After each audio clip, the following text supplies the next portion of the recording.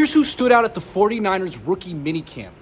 Keep in mind, they didn't have enough offensive linemen and defensive linemen to do 11-on-11 scrimmages. So Drake Jackson, Nick Zakelj, Spencer Burford, they didn't do any competitive things. They just did 7-on-7. So I was looking at wide receivers, running backs, tight ends, quarterbacks, linebackers, DBs. That's what I'm focusing on. The good. Wide receiver Danny Gray. He was clearly the best player on the field. He was the star of the day. 5 targets, 4 catches, and a long touchdown. The one that he didn't catch was a drop. It was a slant. But he also had a 20-yard catch down the sideline that he caught with his hands and got both feet in bounds. He also had a 10-yard catch running an out. He also had a 50-yard catch running a post. That was a touchdown. And he had a 10-yard catch over the middle on a dig. Caught the ball with his chest. That's how he's going to catch the ball. I wondered before camp if he was going to be the next Dante Pettis. He's better than Dante Pettis. He's faster than Dante Pettis. He reminds me of Marquise Goodwin, who had a good year in the NFL. And frankly, if the Niners could get the next Marquise Goodwin with a late 3rd-round pick, what more could you ask for? I mean, that should be a realistic expectation for Danny Gray. Excellent debut for him. Running back Jordan Mason, undrafted free agent from Georgia Tech. He has good hands. He's a natural receiver. He caught 2 passes in the flat, both away from his frame. And on one of them, he caught the ball and made a guy miss all in one movement. He's very natural as a receiver out of the backfield. Linebacker Marcelino McCrary Ball. He was the star of the day on defense. He was the only player in coverage at any position who did anything. He made 2 plays on the ball. One, he gave up a catch and immediately raked the ball out of the receiver's hands and forced a fumble. Later, he arrived even quicker and broke up a pass intended for the same receiver.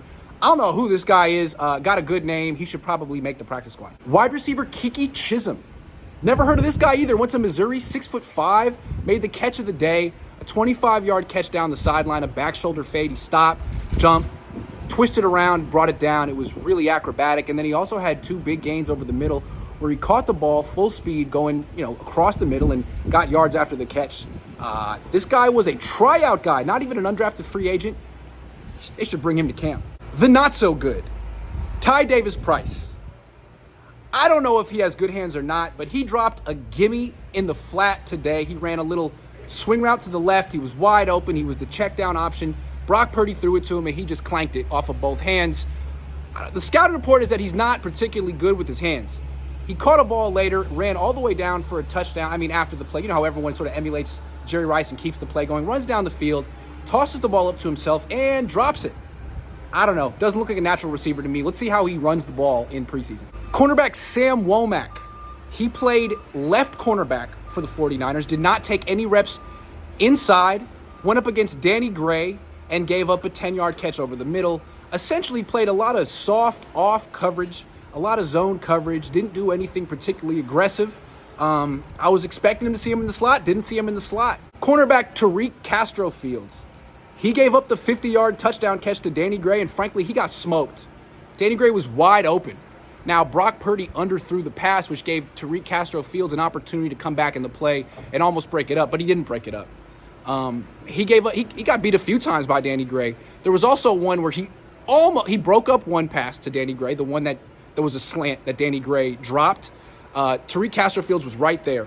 And then there was another one that the out to Danny Gray. Gray caught it, but Brock Purdy threw the pass with such little velocity that Tariq Castro-Fields recovered and almost had an interception, although he gave up the catch. So, could have been worse. Brock Purdy, he completed lots of passes. He threw the 5-yard out to a running back over and over. And he must have hit Josh Hogan 17 times. That's an exaggeration. But you know what it was a very Jimmy Garoppolo day without the Jimmy Garoppolo interception. So give Brock Purdy credit. That being said, remember, it was 7-on-7, no pass rush. I've never seen a weaker arm on this field. It was Scott Tolzien-esque. It was that weak. When he had to throw toward the sideline, when he had to throw down the field, the ball just fluttered and died. So I don't know what Kyle Shanahan, he has a type, right? I don't know how Trey Lance got here, but Kyle Shanahan and his dad, like the good, not great college quarterback with 0 physical attributes that make you say, wow.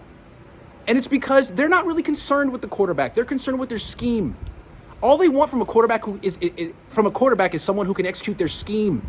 And that's, play action, turn your back to the defense, bootleg, rolling left, rolling right. But once the scheme is figured out, once the tendencies are figured out, they don't have a quarterback who's good enough to overcome that, except for maybe Trey Lance. So anyway, Brock Purdy, really weak arm. The intriguing former 49ers defensive coordinator Vic Fangio. He showed up. He was a VIP guest to watch today's practice, which is interesting. There were reports that the Niners were trying to bring him onto the staff this offseason as a senior advisor. Maybe he's waiting around to become a defensive coordinator if DeMeco Ryans becomes a head coach next year. Vic Fangio on the premises. Very interesting. He could have been the head coach of this team after Harbaugh. He might be back soon.